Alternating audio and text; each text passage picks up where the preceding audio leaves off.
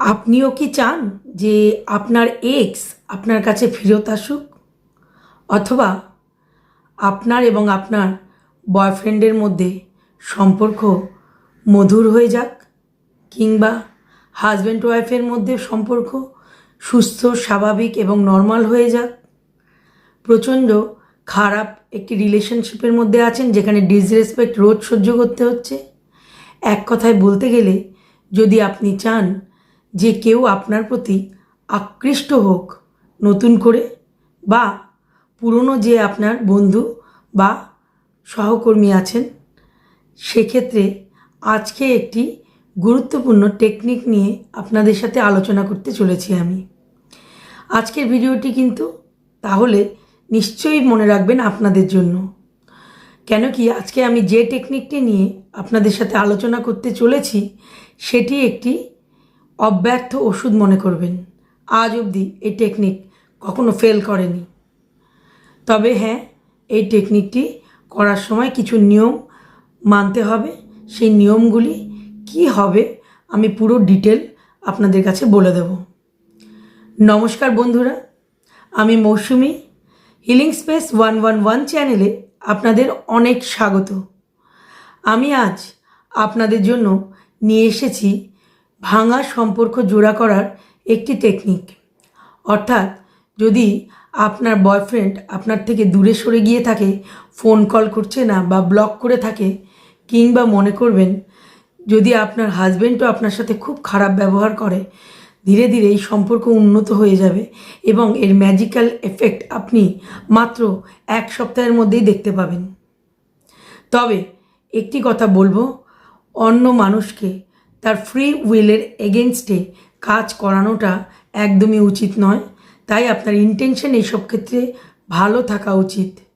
কখনো কোনো মহিলার এটা উচিত নয় যে তার স্বামীকে তার মায়ের থেকে আলাদা করে দেবে, বা শাশুড়িরা যারা দেখছেন তারা তাদের ছেলেকে বৌমার এগেনস্টে করে দেবেন এই সব ক্ষেত্রে, বা অ্যাজ এ থার্ড পার্টি অন্যের হাজব্যান্ডকে আপনার চাই। এই সমস্ত ক্ষেত্রে যখন আপনার ইন্টেনশন ঠিক থাকবে না, সেই সমস্ত ক্ষেত্রে এই টেকনিক খুব বাজেভাবে ব্যাকফায়ার করে যাবে, কিন্তু আমি আগেই বলে দিলাম। তাই যাদের সত্যি নিঃস্বার্থ ভালোবাসা আছে, শুধু ভালোবাসার জন্যই ভালোবাসার মানুষটিকে ফেরত পেতে চান, আকর্ষণ বাড়াতে চান, সেই সব ক্ষেত্রে আপনারা এই টেকনিকটি ফলো করতে পারেন। এই টেকনিকটি প্রথমেই বলে রাখি, আপনারা মহিলারা যারা আছেন তারা পিরিয়ডসের মধ্যে করবেন না, আর পুরুষরা যে কোনো সময় করতে পারে।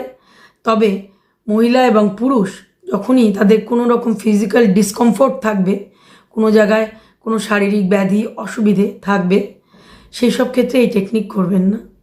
এর জন্য যেটা প্রয়োজন সেটি হলো আপনার বয়ফ্রেন্ড বা এক্স বা হাজব্যান্ড, তার নাম, শুধু নাম। যদি তার নামটি কোনো ঠাকুরের নাম দিয়ে থাকে তাহলে আপনার এই টেকনিকটি করতে একটু খারাপ লাগতে পারে। তখন সেই সব ক্ষেত্রে আপনি তার নিকনেম অর্থাৎ বাড়ির নাম, সেই সব ক্ষেত্রে আপনি কাজে লাগাতে পারেন। আর বলছি, নতুন কোনো বন্ধু যার বাড়ির নামও আপনি জানেন না, যার বাড়ির নাম জানেন না, শুধু বাইরের নামটাই জানেন, সেখানে অ্যাজ এ হিউম্যান চিন্তা করে এই টেকনিকটি শুরু করবেন। তাহলে এবার সরাসরি চলে আসছি টেকনিকটির উপায়।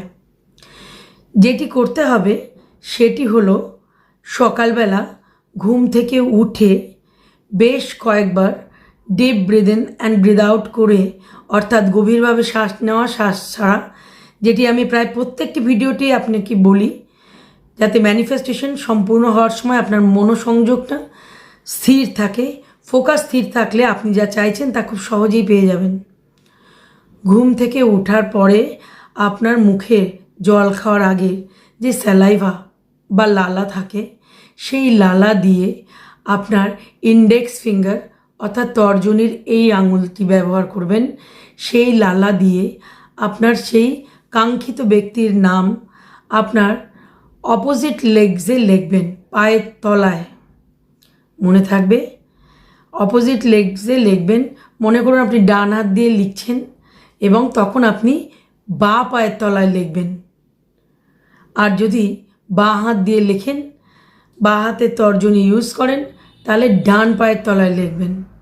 শুধু লিখলেই কিন্তু হবে না, লেখার পরে আপনাকে চোখ বন্ধ করে ভিজুয়ালাইজ করতে হবে আপনার সাথে তার সম্পর্কটি ঠিক কেমন চাই, ঠিক সেই সিচুয়েশানটা আপনাকে ইমাজিন করতে হবে। সম্পর্ক মধুর হয়ে যাচ্ছে, ভালো হয়ে যাচ্ছে, তার ফোন এক্সপেক্ট করছেন, যা আপনি চাইছেন, ঠিক আছে? যেটি আপনি যা চাইছেন সেটিই পেয়ে যাবেন।